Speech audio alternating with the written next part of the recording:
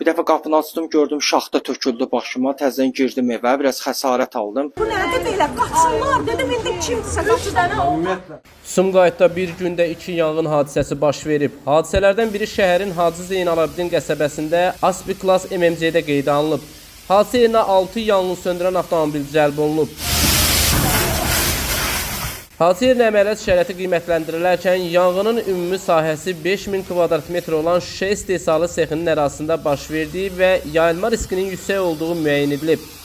Yanğın söndürənlərin çevik müdaxiləsi sayəsində yanğın genişlənməsinə, o cümlədən sexin digər sahələrinə yayılmasına imkan verilmədən qısa müddətdə söndürülüb.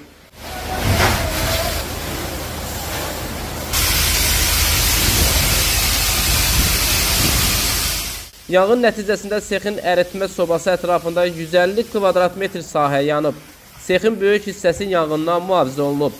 Sumqayıt şəhərinin 14-cü məhəlləsindəki yataqxanada da yanğın qeydə alınıb. Valla hə, buradan çölün hamı qaçıb.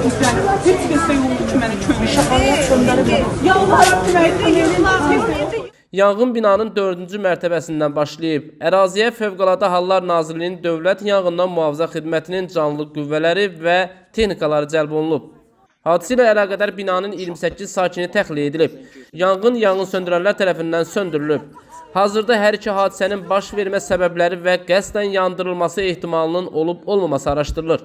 Nizami Rəsulov, xüsusi olaraq Dinas TV üçün.